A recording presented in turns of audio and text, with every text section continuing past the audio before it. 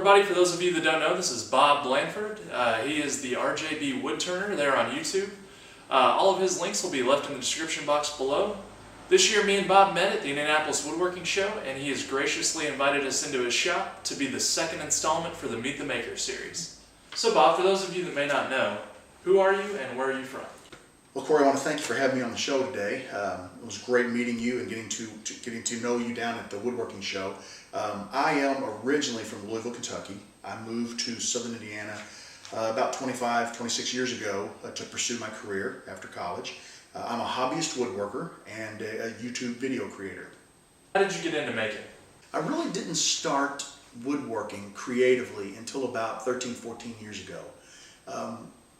I took wood shop back in middle school, made a stool. That was probably one of the first projects I ever did. I turned a bowl, and I really enjoyed woodworking, but I really didn't apply it for many years. After my father and I would work on houses and apartments, and basically I did trim work, I did framing, I did functional things, and that carried on into my later life after I got married. Into houses that my wife and I owned. We would do our own remodeling. And one year, right before Christmas, I had some spare oak from a project I had done, and I built a quilt rack for my wife, and she really liked it, and I enjoyed building it. And from that point on, I've been collecting tools and just experimenting and basically expanding my hobby. And about 3 years ago, I got into video creation, thanks to Laney Shaughnessy, and I've been doing YouTube videos and kind of how-to videos, primarily on the lathe. I've got a few other videos out there, but that's kind of how things came about. And what do you do for a day job? I work for a medium-sized plastic company. I am the IT manager, and basically I take care of all of their computer systems. I write their manufacturing system and just keep the IT department running. Okay. And what was one of the first things you can ever remember making? That goes back to 6th grade shop class. I made a wooden stool. It was a very simple stool, and as a matter of fact, I still have it. It's off camera, but it's over in the corner of the shop there. That's probably the first creative thing I can ever remember making. And what's your favorite medium to create with? My favorite medium has got to be wood. I love working on the lathe, and I love working with my scroll saw. And do you have any future plans to incorporate any other types of mediums? I do, Corey. I'm always looking to learn. I think that's half the fun of the hobby is learning, and plus that's probably the best excuse for purchasing new tools. I'd like to get into casting. I think being able to create my own blanks, cast my own blanks for turning, it would be a great way to express some of the ideas that I have that can't be done in just a standard medium like wood or acrylic alone. It basically opens up unlimited possibilities. And what's your least favorite material to create? I don't know that I have a least favorite material. There are certain materials that are difficult to work with and they frustrate me, but I generally see the project through. I can't really pinpoint one that I don't like working with. So what project or projects are you most known for or have had the most impact? Early on, I did a video on a blue acrylic bullet pen, and I still get a lot of hits on that video. It's a very popular video on my channel. I think one of the biggest videos or series of videos that I did was a 3-part series on what you need to turn pins. I literally get probably two questions a week still on that video after about 3 years of it being on YouTube. My bolt action antler pins get a lot of attention.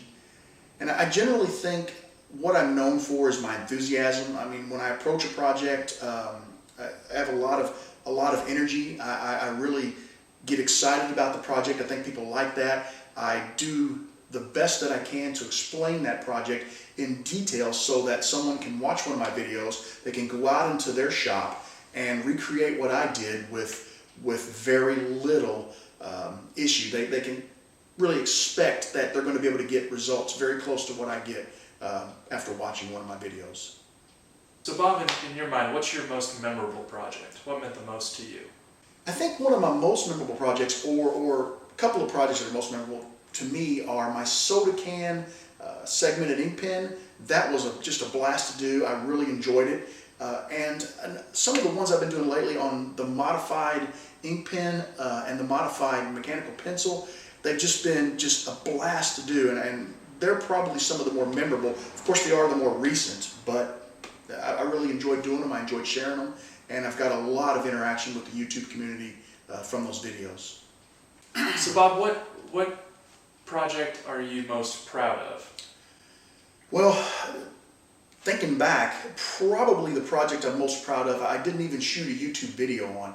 I do a little bit of intarsia, and each year for Christmas I'll do a project for my wife. And a few years back I did the 12 Days of Christmas. It was about 175 pieces. It took me probably 175 to about 200 hours to complete. And the project was just, I remember it because it was so intricate. But one of the things that makes it the most memorable to me is I have triplets, and I gave them each a copy of the song 12 Days of Christmas. And as we sang that song to my wife, each time we got to a new day, I handed her the next ornament in that series. And those ornaments have become probably one of my wife's prized possessions. She absolutely loves them, and I think that probably has to be the most memorable project I ever did. So Bob, if you could create anything, what would it be and why? Well, truthfully, if I was more savvy with electronics, what I would really like to do is to create a pen blank that actually could do something. Cast it in Alumilite or another resin, acrylic resin, and turn it, and actually, when the person used the pen, it'd be able to do something. And maybe it was just lights lighting up or make a sound or whatever, but I'm not quite that savvy, but that's something I'd really like to do if I had the know-how. So what are you working on now, Bob? Well, I don't want to give anything away because the video hasn't been delivered yet, but I'm working on a collaboration with another YouTube creator. I think it's going to be very exciting. My video is done. His video is about 90% done. He's shooting the closing to his video, and then we'll get that out on our channels. And I just think it's going to be a really great video for both of us, and I think it's going to be something that people are going to be interested in watching. Bob, what's the most vital tool in your shop? I'd have to say my imagination. Without imagination, none of what I do would be possible. So if you could build your dream shop, how big would you make it and what would you put in it? I'd probably like it to be about twice the size of this shop. This shop is 24 by 11, and I'd like it to be a little bigger so I had a little more elbow room to be able to move around. I don't know that I would do a lot with tools. I'm fairly satisfied with the tools I have, and I might do something simple like go with a cabinet saw versus a contractor saw. But I think I don't want too big. It's too hard to maintain. About twice the size, and maybe a great selection of exotic woods, so I could do some really cool projects. Cool. Who's your favorite maker and why? Wow, I don't think I could choose just one maker. I don't know that I have a favorite. There are so many amazing makers out there, and I watch so many different channels, and I love all the different makers, and I love what they do, and I just don't think I could pick one. I love them all. If you could collaborate with any maker out there, who would it be and why? Maybe Steve French. I've been friends with Steve for a while, and he's just a pretty cool guy, and he's got just an amazing imagination. He comes up with some bizarre stuff. And if I did collaborate with him, I would rather it be a face-to-face collaboration, not me and my shop and him and his. I'd like to be in the same shop so I'd have the opportunity to really just kind of pick his brain. And who are you watching on a regular basis?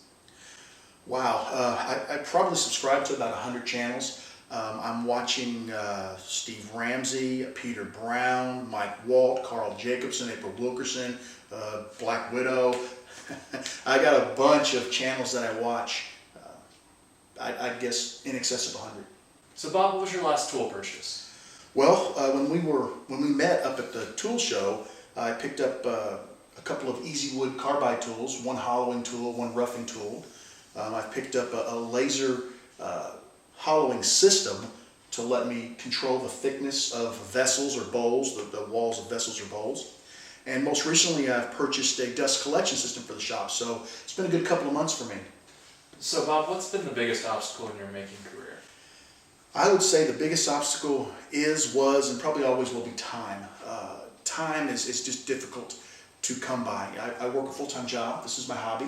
I have a large family, and I'm very involved in my children's lives. So they come first, and the shop time comes second. So it's definitely got to be time, lack of time. Okay. And where do you get your inspiration? Wow, inspiration. You know, I see inspiration in everything. I could be watching someone else's video, I could be driving down the road, I could be shopping at a store, and I get an idea. The idea may be something totally unrelated to what I'm looking at, or it may piggyback off of it.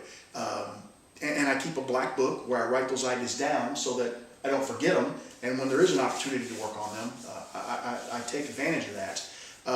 The best ideas come when I'm not looking. They just come out of nowhere.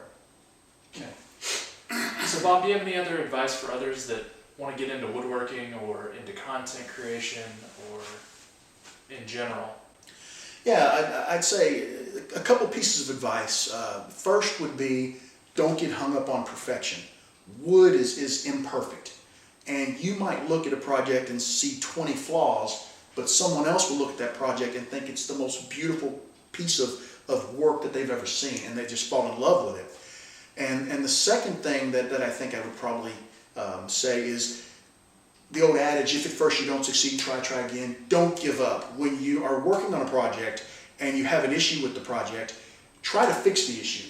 You're going to learn more from the mistake and from fixing the mistake than you would learn just from doing the project one-off. Yeah, some of the best videos that I've seen out there are when people make a mistake and then they remedy the mistake that they've made, because that not only shows that they're human, but it also shows that